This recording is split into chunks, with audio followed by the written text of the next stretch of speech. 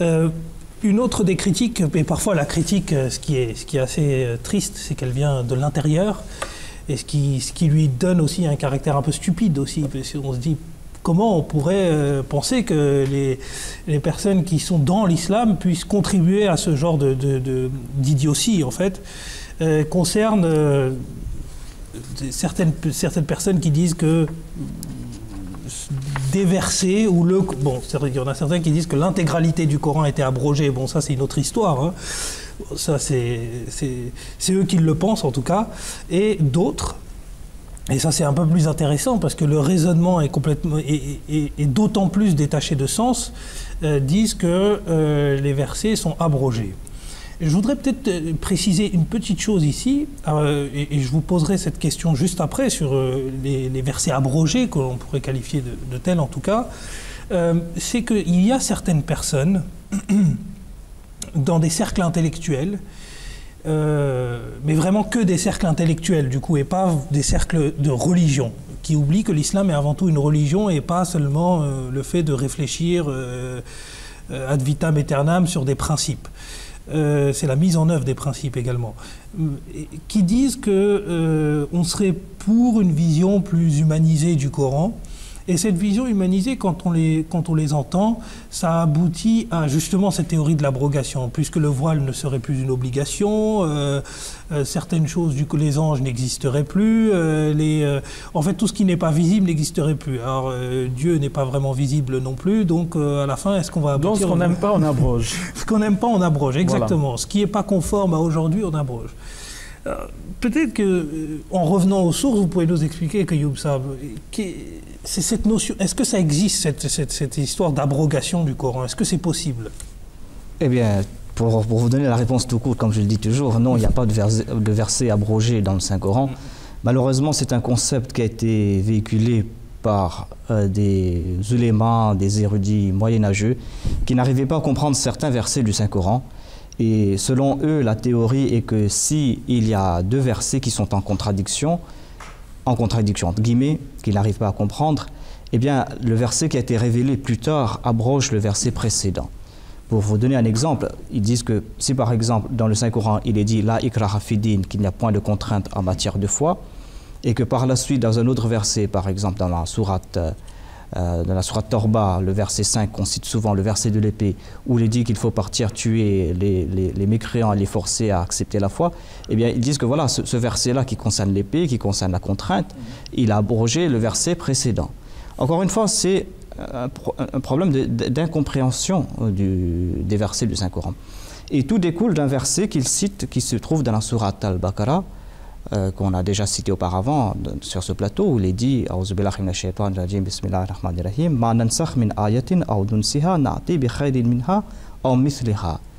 quelques messages que nous abrogions ou que nous fassions oublier, nous en apportons un qui soit meilleur ou qui soit son équivalent. Encore une fois, si on regarde le contexte de ce verset, si on regarde les versets avant et les versets après, on va voir que Dieu est en train de parler ici des enfants d'Israël, le fait que les peuples antérieurs ont reçu des Écritures et qu'il ne faut pas s'étonner maintenant que Dieu ait choisi d'autres peuples pour accorder cette direction, c'est-à-dire le Saint-Coran. Et ici, Dieu est en train de mettre de l'avant cet argument que si moi j'ai abrogé par exemple les Écritures anciennes, eh bien je vais le remplacer par quelque chose qui soit meilleur ou qui soit son équivalent. Donc c'est dans ce contexte-là que Dieu a mentionné ce verset. Et l'incompréhension vient du mot aya. Ils disent ma nansakh min ayatin aw nunsiha, c'est-à-dire quelques messages aya. Donc malheureusement les musulmans pensent que aya signifie ici un verset du Saint-Coran. Alors que le terme aya, si on regarde le Saint-Coran, on va voir que aya signifie message, aya signifie commandement, aya signifie signe. Donc c'est encore une fois une incompréhension de ce terme qui pousse les gens à présenter de telles théories. Et en plus, ce sera comme si dire que Dieu ne savait pas ce qu'il allait révéler dans le futur. C'est comme si il est moins intelligent qu'un être humain, quoi, qui ne sait pas ce qu'il va révéler, il va se contredire à la fin. Donc ce sont des concepts qui sont vraiment fallacieux et qui sont dénués de tout sens. Tout simplement. Ça infantilise Dieu, ouais, en fait. Voilà. Hein, donc un jour, il révèle quelque chose, puis il se décide pas, bon ben je vais changer ça maintenant, Oui. au niveau du même livre. Oui. Voilà. Alors que... Excusez-moi, pense que plus encore, on essaye de faire de Dieu une sorte de législateur contemporain. C'est-à-dire qu'il adopte une loi, qui revient sur la moitié dessus. Donc, comme ils se disent, en fait, on essaye d'attribuer à Dieu les défauts de l'être humain, qui ne peut pas lui-même adopter la loi des êtres humains est par nature imparfaite. Mais la loi de Dieu est parfaite. Donc en fait, je pense qu'on essaye également de faire ce rapprochement. Pardon, je vous ai coupé. Non, c'est ça, je continue. Donc je dis, pour comprendre l'interprétation des versets du Saint-Coran, eh bien Dieu nous présente des principes. C'est ce qui est beau dans le Saint-Coran, quand on ne comprend pas quelque chose, on se tourne vers d'autres versets et on va voir la solution. Les versets se soutiennent les uns les autres dans le Saint-Coran. Et c'est ce que dit Dieu. Il dit qu'il y a des versets qui sont muhkamat, qui sont clairs, qui sont décisifs, et d'autres versets qui sont sujets d'interprétation.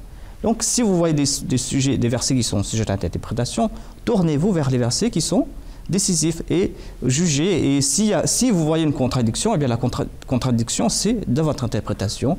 La contradiction ne se trouve pas dans les versets du Saint-Coran. Donc, voilà cette théorie. Je vais citer un dernier verset pour terminer.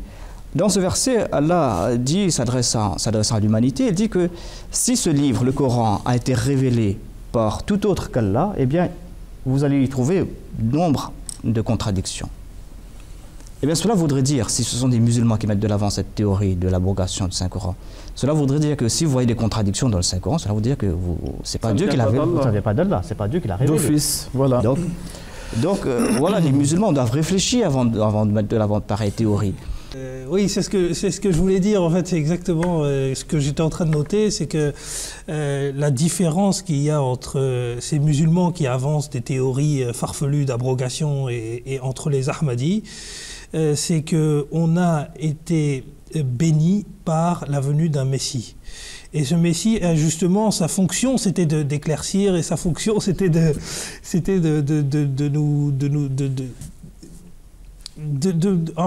faire le nettoyage, quoi, entre tout ce qui est farfelu, etc., toutes les croyances qu'il faut abandonner et toutes les croyances qu'il faut maintenir. Et c'est une des premières choses que le Messie promis, Hazrat Mirza Ghulam Ahmad alayhi salam, a dit, c'est qu'il n'y a aucun verset du Coran qui a été abrogé. Et tous ces versets, comme l'a dit Qayyum Sahab, sont maintenus et se soutiennent les uns les autres. L'abrogation est faite par le Coran par rapport aux livres antérieurs. Donc en fait, c'est ça, l'abrogation, ça existe, oui, mais ce n'est pas une abrogation interne, c'est une abrogation externe. Donc c'est ça le point qui échappe malheureusement à certains théologiens musulmans de nos jours. Comme je le dis, on n'a qu'à regarder le contexte de ces versets. Vous allez voir que Dieu ne parle que des enfants d'Israël avant et après leurs écritures. Et ce sont de leurs écritures qu'il est en train de parler. Ensuite, il est dit, par exemple, si je prends l'exemple le premier exemple que j'ai donné, que voilà, tout d'abord Dieu a préconisé qu'il n'y a pas de contrainte en matière de foi, et ensuite il aurait préconisé que voilà, il faut tuer les mécréants. Mais qu'est-ce qu'il y a de meilleur que le fait d'aller tuer? Qu'est-ce qu'il y a d'équivalent? Est-ce que c'est quelque chose d'équivalent, de meilleur? Donc, dans ce verset se trouve toute la solution, toutes les contradictions qu'ils n'arrivent pas à comprendre. Eh bien, s'ils regardent tous ces versets, s'ils les étudient, ils vont comprendre. C'est pas compliqué. Mais pour cela, comme le dit le Saint-Coran, il faut avoir un cœur pur. Le Coran, il guide les croyants, il guide ceux qui ont un cœur pur, mais il endurcit aussi ceux dans leur incroyance, ceux qui n'y croient pas ou ceux qui n'y trouvent que des erreurs. C'est-à-dire ceux qui le lisent avec une bonne intention. Voilà. Si on a l'intention de trouver des contradictions dans le Coran, ben vous pouvez trouver des contradictions là où il n'y en a pas. Vous les trouverez éternellement. Mais en fait, le problème, c'est dans votre tête. Ce n'est pas dans le texte, vous voyez. C'est vrai que c'est peut-être un message qu'il faudrait faire passer, surtout aux jeunes musulmans qui aujourd'hui sont en proie à des questionnements en fait, sur leur foi et sur ceux qui vivent en Europe et se disent voilà, qu'est-ce qui se passe aujourd'hui? Il n'y a aucun ouléma n'apporte une réponse concrète à ce qu'on attend. Et est-ce que justement... ils ont plein de questions par rapport au Coran. Le premier, et je pense que la communauté Ahmadiyya, c'est le premier des conseils qu'elle donne, qui est de prier et de lire le Coran avec sincérité. Mais il faut qu'on ait une base. Le problème avec l'abrogation, c'est que les gens ne sont pas d'accord sur les versets qui sont abrogés et lesquels sont abrogateurs. Donc quand on va voir un imam, on lui dit, écoutez, le Coran nous dit de faire ça. Ah, attention, ce verset-là est abrogé. Mais on ne sait plus à quel sens se vouer, excusez-moi l'expression. Mais c'est vrai, on n'a pas de plateau sur lequel se tenir. Alors déjà, lorsque vient l'imam al-Mahdi alayhi salam, il vous donne le plateau, c'est le Coran. Et du même coup, il règle la question des hadiths. Parce que vous savez, les hadiths aussi, il y a des problèmes d'authenticité, etc. Alors lui, de dire qu'en principe, alors son principe à lui, c'est ceci. C'est on accepte tout le corps des hadiths. On les accepte tous. Mais après, on va voir, est-ce qu'il y a un hadith qui est en contradiction flagrante avec le Coran? S'il est en contradiction avec le Coran, on le met de côté. Et ensuite, si on a encore des problèmes, on ne voit pas une solution, apparemment ça ne contredit pas le Coran, mais cela contredit quelque chose de raisonnable, alors là, il faut utiliser l'ijtihad, il faut utiliser son raisonnement pour voir si c'est un hadith qui mérite d'être suivi ou non. Mais la base, c'est toujours le Coran, c'est le maître par lequel on mesure tout. Mais quand vous êtes en train de vous attaquer à cette base-là même, et vous êtes en train de mettre le doute, de jeter le doute dessus, quand on ne sait plus quel verset est encore bon et quel verset donc ne l'est plus, eh bien là, évidemment, il y aura confusion chez les jeunes. On ne sait plus quoi faire. Vous allez à l'imam, il vous dit A, vous allez à l'autre, il vous dit B. Et après, vous retournez à l'imam A, il vous dit, ah ben excusez-moi, j'avais dit que c'était valable, mais maintenant, je viens de lire qu'en fait, ce verset-là aussi, il a été abrogé. Alors vous faites quoi? Vous voyez? Donc, ils sont dans le doute. Mais voilà, c'est ça. Alors, s'ils veulent sortir du doute, il faudrait peut-être qu'ils viennent... Il y a qu'un chemin. Il n'y a jamais 36 chemins. Hein. Même si tous les chemins mènent à Rome, il n'y en a qu'un seul qui mène, en tout cas, à la réalité du Coran, et c'est celui qui est prôné par la communauté musulmane Ahmadiyya. Donc, qu'ils n'hésitent pas à aller sur le site internet. Par la même occasion, je rappelle l'adresse du site, www.islam-ahmadiyya.org. Qu'ils n'hésitent pas à regarder aussi les autres émissions d'Horizon. Hein. Peut-être que elles sont complémentaires également sur notre chaîne YouTube. S'ils ont des questions, ils peuvent nous rejoindre sur Twitter ou sur Facebook, où nous nous ferons une joie de leur répondre.